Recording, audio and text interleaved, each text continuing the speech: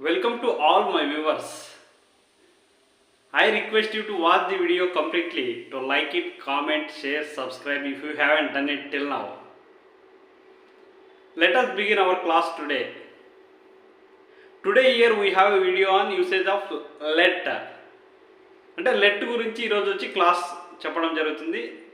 Permission ఇచ్చినప్పుడు, permission ఇవ్వనప్పుడు let అనేది ఎలా వాడాలో, ఆ సెంటెన్సెస్ ఎలా ఫ్రేమ్ చేయాలి, ఆ వాక్యాలను ఎలా రాయాలి, ఎలా మాట్లాడాలి అనే దాని గురించి ఈరోజు క్లాస్ చెప్పడం జరుగుతుంది.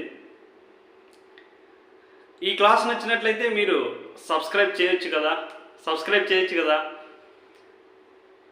లెట్ క్లాస్ వచ్చి దీంట్లో మనకి సబ్జెక్టివ్ ప్రొనౌన్స్ 7 ఉన్నాయి. ఐ, వి, యూ, దే, ఈ, షీ, ఇట్.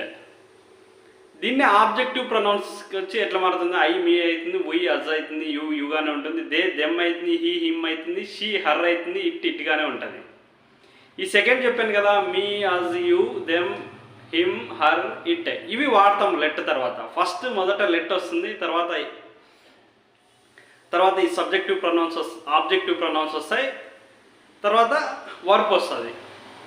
అది ఏ విధంగా అనేది ఎగ్జాంపుల్స్ ద్వారా తెలియజేస్తాను చూడండి. ఇవి పర్మిషన్స్ ఇచ్చేటప్పుడు వాడతారనమాట. లెట్ దెమ్ గో అంటే వారిని వెళ్ళనివ్వండి.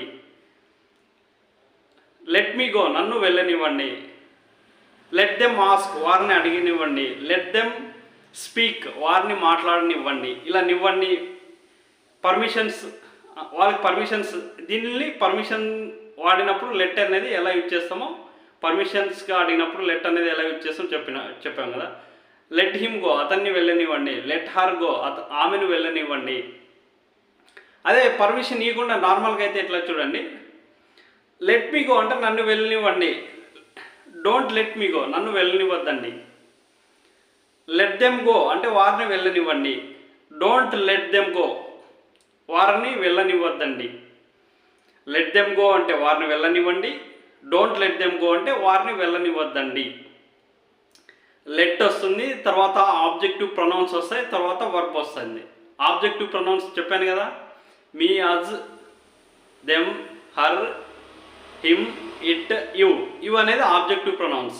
ఫస్ట్ లెట్ వాడాలి, తర్వాత ఆబ్జెక్టివ్ ప్రొనౌన్స్ వాడాలి, తర్వాత వర్బ్స్ వాడాలి. ఈ విధంగా సెంటెన్స్ అనేది ఫామ్ చేయాలి ఫ్రెండ్స్. ఇవన్నీ పర్మిషన్స్ వాక్యాలు అంటారు. తర్వాత వచ్చి నెక్స్ట్ వచ్చి సజెషన్స్. అంటే మనం ఇప్పుడు మూవీకి వెళ్దాం అనుకోండి, let us go to A movie. Let us talk మనం మాట్లాడదామా. లెట్ us గో మనం వెళ్దామా. ఈ విధంగా లెట్ us అని మనము చెప్పినప్పుడు దీన్ని సజెషన్స్ అని అంటారు.